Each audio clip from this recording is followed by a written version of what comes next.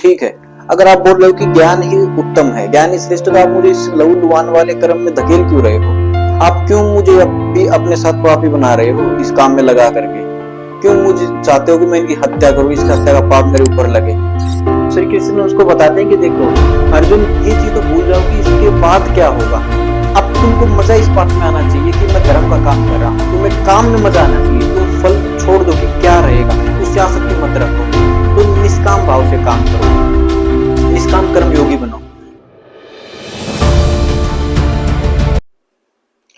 श्रीमद् भगवत गीता में हमें देख करके पता चलता है कि जो श्री कृष्ण है वो कितने अच्छे टीचर है, कितने अच्छे गुरु हैं।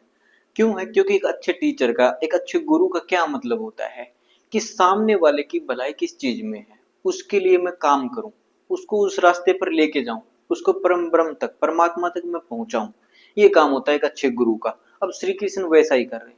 अब उन्होंने ऐसा नहीं किया, उन्होंने देखिए शुरुआत में बता दी कि आत्मा के बारे में जो परम सत्य था वो शुरुआत में बता दिया, लेकिन अर्जुन को समझ में नहीं आया था। तो ऐसा नहीं था कि उन्होंने ऐसा बोल दिया छोड़ो, नहीं मान रहा तो छोड़ो, मुझे क्या। नहीं, उन्होंने क्या किया, उन्होंने वो बात नहीं बदली, उन्होंने क्या कर दिया, अपना तरीका बदला समझाने का, लेकिन उनको रखा रास्ते पे सच्चाई के। ठीक है, तो उन्होंने खाली तरीका बदल दिया। अब उसके बाद जब देखिए अच्छे गुरु का मतलब यही होता है, और इसी को प्रेम बोलते हैं। अक्सर हम आजकल जिन जिन चीजों को प्रेम बोलते हैं वो सब प्रेम नहीं है। हम ना अक्सर वो चीजें प्रेम बना रखी हैं जो प्रेम नहीं है। अब जैसे एक दूसरे के ऊपर हक जमाता है कोई आदमी, तो प्रेम नहीं है वो। अब आप किसी को मान लीजिए, आप घर पे ले आए, पत्नी को ले आए अपनी को, उसको बोलते हैं कि ठीक है तो आराम से घर पे रहे, कपड़े कपड़े सब कुछ दे दिया, गहने जेवर सब कुछ दे दिया उसको, ठीक है, खाने पीना सब कुछ भर भर के दे दिया, ठीक है, बोले तू घर पे आराम से, बाहर जाने की कोई दिक्कत नहीं, मैं हूँ सब करने के लिए, तो वो प्रेम नहीं है। ठीक है, हम इन सबको मोह बोल सकते हैं कि ये सब मोह है। अब वैसा ही कुछ है कि मान ले सोने के पिंजरे में एक चिड़िया को कैद करके रख लिया, वो इतनी ही आजाद है जितना एक खूंटे से बंधा हुआ पशु होता है। अब ये मोह बोल सकते हो, लेकिन प्रेम नहीं है। तो अक्सर हम तो प्रेम में ऐसा ही करते हैं, हमको तो वैसा ही पता है। एक किसी आदमी को सिगरेट पीने की जबरदस्त आदत है, आप आते हो हर बार उसके लिए एक डब्बी सिगरेट के ले आते हो, तो वो प्रेम नहीं है। उसको खुश करने के लेके आ गए, लेकिन प्रेम नहीं है। प्रेम में क्या होता है, प्रेम में उसको परमात्मा के नजदीक लेके जाया जाता है, परमात्मा माने शांति के, मुक्ति के, ताकि वो सब बंधनों से दूर रहे, मुक्त रहे, आजादी के साथ जिए। वो होता है प्रेम का मतलब, ना कि किसी के ऊपर अपना हक जमाना प्रेम होता है। उसको मुक्त करना प्रेम होता है। उसको सुख और दुख से मतलब नहीं है कि उसको सुख होगा दुख होगा, उसको उसके पार लेके जाना है कि सुख हो दुख हो, ठीक है, जो भी मिले ठीक है, लेकिन उसमें उसकी भलाई है या नहीं है, वो होता है प्रेम। कि केवल उसका भला किस चीज में हो सकता है वो मुझे करना है।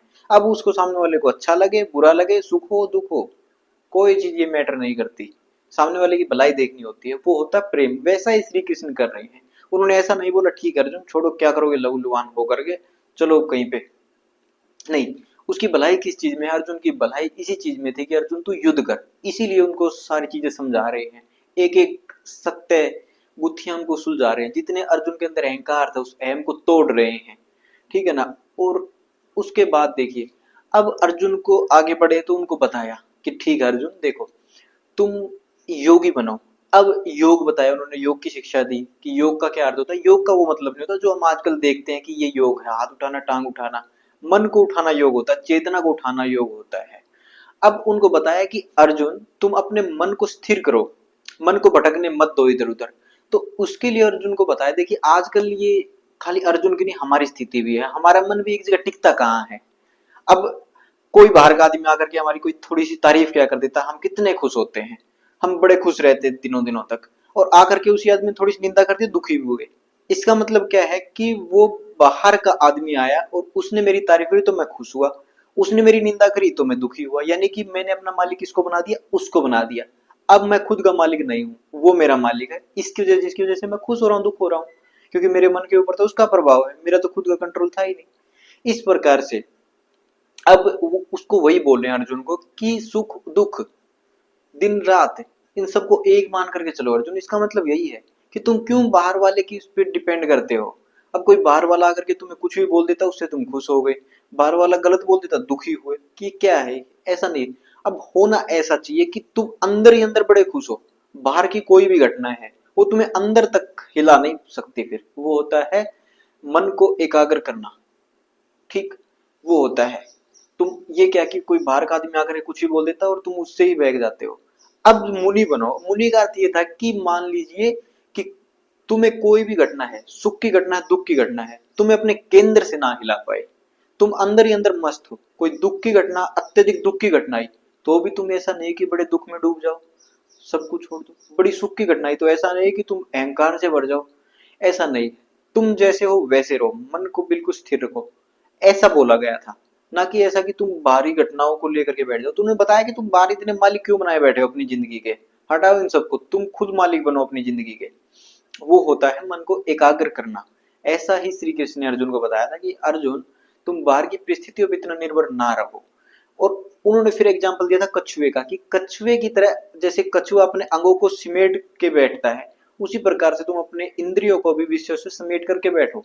इसका क्या मतलब है कि विषय से समेट करो, क्या विषय को नहीं देखना? तो अर्जुन ने भी वही जिज्ञासा करी। तो क्या कृष्ण में आंखें हैं तो आंखें तो देखेंगे, कान है तो सुनेंगे, हाथ तो छुएंगे।